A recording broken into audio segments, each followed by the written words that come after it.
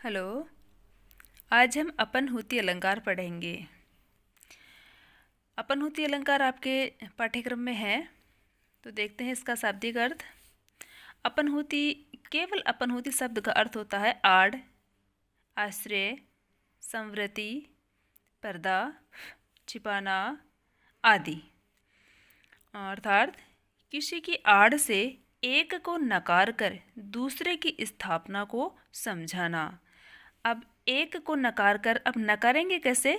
जो सामने उपस्थित है, ठीक है, वास्तविक रूप से जो सामने उपस्थित है उसको नकार कर उसकी जगह दूसरे को स्थापना करना। अब स्थापना कैसे? कोई सहारा लेंगे, किसी की आड़ लेंगे, ठीक है ना, पर्दे के रूप में उसका आश्रय लेंगे, तभी तो उसकी स्थापना होगी, ठीक है।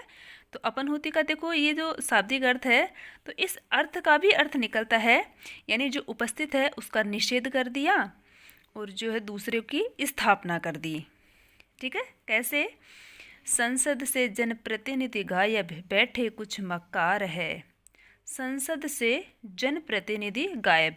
संसद में कौन जाते हैं? जनता के प्रतिनिधि, नेता जो भी होते हैं, ठीक है। वास्तविक रूप से तो वह बैठे हैं, लेकिन देखो उनका जो आजकल अपन देखते हैं नेताओं पर, है ना, जनता का विश्वास उठ गया है। आज अभी अपन देख रहे हैं वर्तमान में क्या क्या हो रहा है राजनीति में, है ना। तो उन जनप्रतिनिधियों को, उन नेताओं को क्या कहा गया है? मक्कार कहा गया है।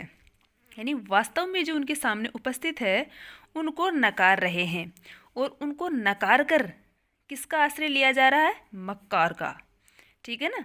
तो संसद से जनप्रतिनिधि गायब, बैठे कुछ मक्कार है। वास्तविक रूप से जनप्रतिनिधि बैठे हैं, नेता ही बैठे हैं, लेकिन उनके विश्वास के आधार पर क्या कहा गया है? अविश्वास के आधार पर, भ्रष्टाचार के आधार पर भी मक्कार की उपमा दी गई है। अब देखो ये जो है यहाँ पे उपमेय उपमान है, ठीक है, उपमेय और उपमान है, लेकिन इसमें उपमेय का निषेध किया गया है और दूसरा उपमान लाकर उसकी स्थापना की गई है, ठीक है। और ये तो इसका अपनहुति शब्द का अर्थ है। परिभाषा देखते हैं अपन। परिभाषा: जहाँ पर उपमेय का शब्द द्वारा निषेध कथन कर उसके स्थान पर उपमान की स्थापना का अभेद वर्णन किया जाता है, वहाँ पर अपनहुति अलंकार होता है, ठीक है। अब कैसे? देखो यहाँ पर देखो, अभी अपने ये देखा था उदाहरण क्या, कि संसद से जनप्रतिनिधि गायब, बैठे कुछ मकार है। अब देखो जनप्रतिनिधि और मकारों में कोई भेद नहीं किया गया है, ठीक है। जनप्रतिनिधियों को निषेध कर दिया गया है और जनप्रतिनिधियों को मक्कार कहा गया है। स्थापना किसकी की जा रही है? मक्कारों की, ठीक है। मक्कार की स्थापना की जा रही है, यानी अविश्वासी लोगों की स्थापना की जा रही है। तो जनप्रतिनिधियों और अविश्वासी लोगों में कोई भेद नहीं रह गया है, ठीक है। तो मूल कथन का निषेध करके दूसरे कथन का सहारा लेकर उसकी स्थापना कर दी जाती है और दोनों में कोई भेद नहीं रखा जाता है, ठीक है। आगे देखो, ये इसकी परिभाषा मैंने बता दी। अब इसका देखो, ये जो निषेध होता है वो कितने प्रकार से होता है? निषेध भी दो प्रकार से होता है। अब निषेध दो प्रकार से होता है तो कौन कौन से शब्द उसमें काम में लिए जाते हैं?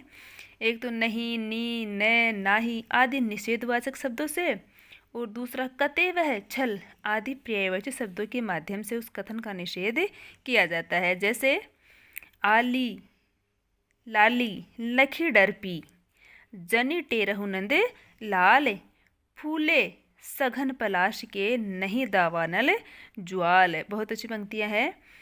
आली सखी, लाली लाल, लखी डरपी। अब देखो लाली किसकी है?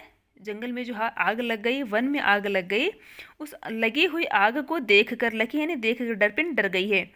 एक सखी जंगल में लगी आग को देखकर डर गई है। जनी टेरहु नंदलाल, और टेरहु यानी पुकारने लगती है नंदलाल कृष्ण को, और यह देखकर, है ना, कृष्ण को पुकारने लग जाती है। फूले सगन पलाश के, नहीं दावा नल ज्वाल। अब दूसरी सखी उसे सांत्वना देती हुई कहती है, क्या उस सखी को सांत्वना देती है कि अरे सखी सुनो, फूले सगन पलाश के, अरे ये जो तुम्हें ये लाल लाल जो अग्नि दिखाई दे रही है वह अग्नि नहीं है, वह तो पलाश के फूल है ना। सघन जो पलाश के फूल है ना, फूले हुए हैं। पलाश के फूल जो है फूले हुए हैं, लाल लाल तुझे पलाश के फूल दिखाई दे रहे हैं। नहीं दावाल है ज्वाल, ज्वाल यह जो है आग की ज्वालाएं नहीं है। यह जो तो लाल लाली तुम्हें दिखाई दे रही है, यह अग्नि की ज्वाला की लाली नहीं है, जबकि यह तो सघन पलाश के फूले हुए फूल है। अब देखो वास्तविक रूप से वहाँ जो है आग की लाली है, उसको देखकर वह सखी डरती है। तो वास्तविक कथन है उसका यहाँ पर निषेध किया जा रहा है। नहीं दावानल ज्वाल, यह अग्नि की ज्वाला नहीं है। तो फिर क्या है, क्या है? अब देखो पलाश के फूलों का सहारा लिया जा रहा है, पलाश के फूलों की आड़ ली जा रही है, पलाश के फूलों के सहारे है ना इस अग्नि को छिपाया जा रहा है। ठीक है, तो और निषेध किया जा रहा है नहीं कहकर, यह वाचक शब्द है, निषेध वाचक शब्द है नहीं। ठीक है, तो यहाँ पर देखो अग्नि और पलाश के फूलों में कोई भेद है ना नहीं जो है नहीं किया गया है, अभेद स्थापित कर दिया गया है। तो यहाँ पर अपनहुति अलंकार होगा। आगे देखो अपनहुति अलंकार के भेद। अपनहुति अलंकार के 5 भेद होते हैं। मैंने यहाँ लिखा नहीं, लिख देती हूँ मैं। कितने भेद होते हैं? 5। अपनहुति अलंकार के 5 भेद होते हैं। शब्दापनहुति, अब इसमें शब्द का निषेध होता है। हेत्वापनहुति, पर्यस्तापहुति, छेकापनहुति, केतवापनहुति। ठीक है, अब देखो अपनहुति अपनहुति अपनहुति ये तो ऐसे हो जाएगा, तो अपनहुति शब्द का अर्थ हो ही जाएगा निषेध। अब इनमें फर्क क्या है? पहला जो शब्द है देखो शुद्धापनहुति, यानी शुद्ध रूप से अपन उसको देखते हैं तो देखते ही अपने को पता चल जाता है कि इसमें निषेध होता है। अपने को उसको निषेध के जो है अपने को खोजना नहीं पड़ता है। उस उदाहरण में निषेध को अपने को उसमें खोजना नहीं पड़ता। शब्दानुभूति में उसके शब्दों में ही निषेध अपने को दिखाई दे देता है। हेतुआपनहुति, हेतु यानी हेतु शब्द का अर्थ क्या होता है? कारण। पीछे के कक्षाओं में अपन ने देखा है। तो हेतु शब्द का अर्थ क्या होता है? कारण। कारण का निषेध होता है। पर्यस्तापनहुति, एक वस्तु के धर्म को दूसरी वस्तु में फेंक देना। अब देखो बेटा यहाँ पर पर्यस्तापनहुति, ये पर्य शब्द है ना, अपन पर्यायवाची से भी ले सकते हैं। जैसे एक शब्द होता है जल, जल एक जल शब्द के ही अनेक जो है शब्द होते हैं, नीर, पानी, तोय, इतने सारे अर्थ होते थे। एक वस्तु के अनेक जो है होते हैं